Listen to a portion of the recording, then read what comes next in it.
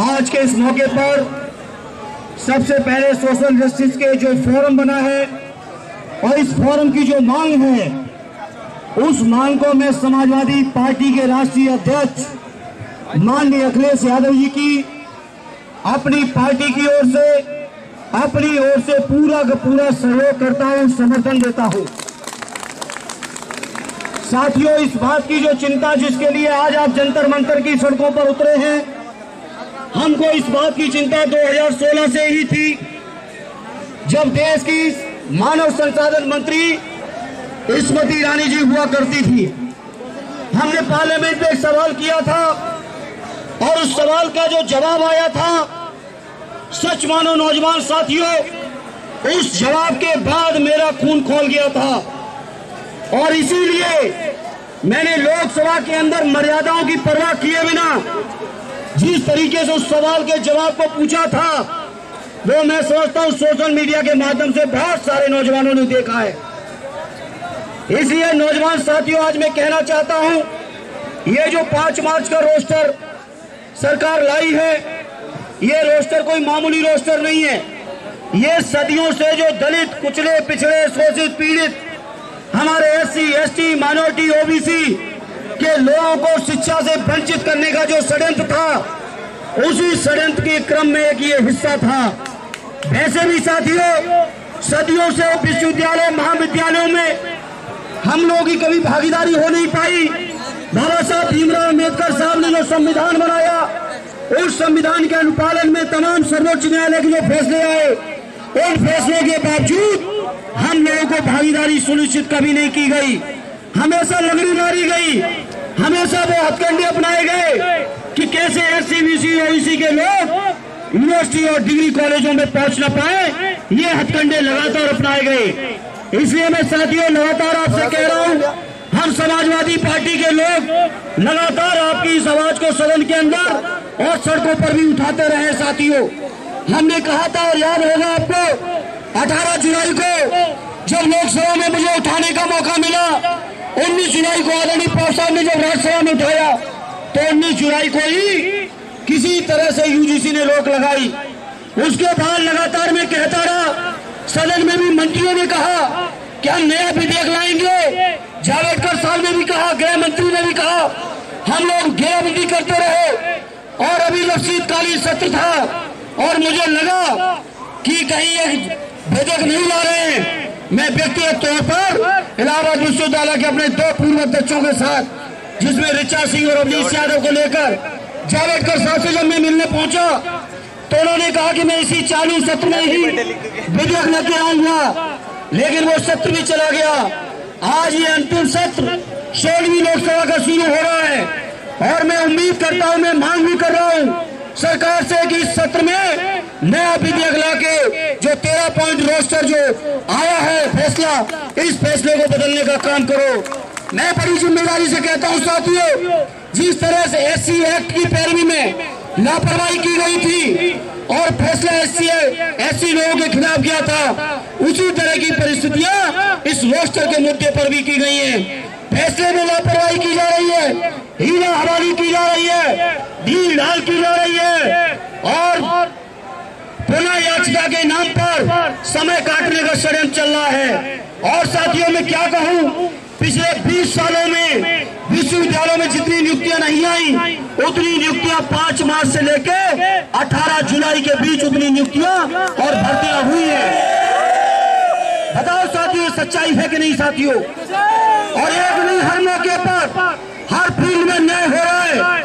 जहां तक रोस्टर का मामला है, मैं अपनी पार्टी की ओर से आपको भरोसा दिलाता हूं, माननीय अखिलेश यादव जी की ओर से भरोसा दिलाता हूं, माननीय नेताजी की ओर से भरोसा दिलाता हूं कि इस सत्र में मात्र 9 दिन बाकी है, लेकिन 9 दिन हम समाजवादी लोग आपके मुद्दे पर संसद में संघर्ष करते हुए दिखेंगे।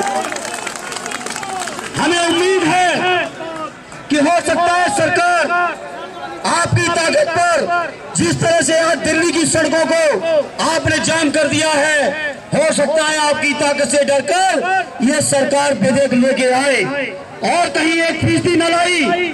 तो मैं आपसे अपील करूंगा कि जब भी चुनाव हो अप्रैल मई में तो दोबारा इनको इस लायक न रखना कि दोबारा कभी सरकार के बारे में सोच सके। और जो सरकार बनेगी आगामी, मैं उम्मीद करता हूं आपकी ताकत पर और आपके भरोसे पर कि समाजवादियों के बिना, बहुजन समाज पार्टी के बिना और हमारे गठबंधन के बिना ये सरकार आने वाली नहीं बनेगी। और हमारे नेता माननीय अखिलेश यादव जी ने अभी संगम स्नान पे स्नान करते हुए कहा कि हम गंगा मैया की कसम खाते हैं, जाति जनगणना को सार्वजनिक करा के छोड़ेंगे। और ये जाति जनगणना यही सार्वजनिक केवल नहीं करेंगे, जो जाति जनगणना आएगी, जिसकी जितनी हिस्सेदारी है, जिसकी जो अनुपात में संख्या है, उसकी भागीदारी भी उतनी सुनिश्चित करने का काम हम समाजवादी लोग करेंगे। साथियों, मैं इस मंच पर अपने बैठे वैचारिक साथियों से, प्रोफेसर से, नेताओं से अपील करूंगा, अब ये लड़ाई 50% वाली नहीं रह गई।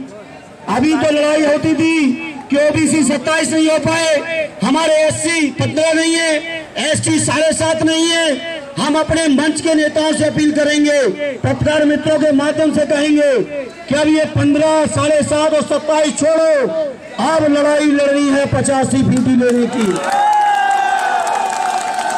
क्या कहा गया था जब हम ओबीसी लोगों ने मांग की थी कि हमारी आबादी 54 है, लेकिन मैं इस मंच पर जंतर मंतर की सरजमी पर मैं बड़ी जिम्मेदारी से कह रहा हूं, जो जाति जनगणना कांग्रेस के लोग भी छुपाए रखे, भाजपा के लोग भी 5 साल से छुपाए, अगर ये जाति जनगणना सार्वजनिक हो जाए तो ओबीसी की तादाद तो करीबन 64% है, ये सूचना है मेरे पास।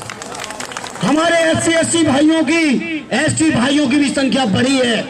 इसलिए माननीय हमारे राष्ट्रीय अध्यक्ष श्री अखिलेश यादव जी ने जो लड़ाई छेड़ी है, अभी तक क्या कहते थे कि सुप्रीम कोर्ट का फैसला है, 50% से ऊपर हो नहीं सकता। अब 10% का जो बैरियर तोड़ा है, अब तो 50 से 60 पहुंच गए हैं। जैसे 50 से 60, वैसे ही 60 से 100 की लड़ाई अब हम लोग लड़ेंगे। हम लोग चाहते हैं, हम समाजवादियों की साफ सोच है।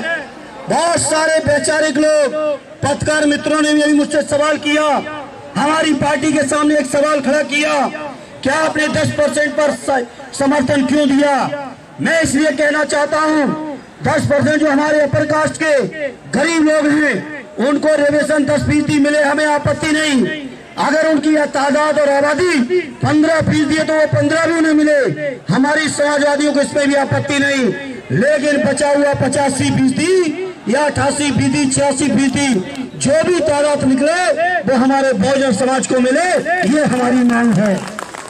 हम आपको भरोसा दिलाते हैं, चाहे जाति जनगणना का सवाल हो, चाहे 13 पॉइंट रोस्टर का सवाल हो, चाहे हमारे यूपीएससी के अंदर बहुत सारे नौजवान जो शामिल हो रहे हैं, उन्हें अंदाज होगा, पता होगा, 40 से 60 नौजवान यूपीएससी में सेलेक्टेड नौजवान हर साल छांटे जा रहे हैं। डीओपीटी उनको नियुक्ति पत्र नहीं दे रहा है, उसकी भी लड़ाई लड़ने का काम हम समाजवादी लोग लगातार करते रहे हैं और आने वाले समय में हम उस लड़ाई को और आगे बढ़ाने का काम करेंगे। इसी तरह से हमारी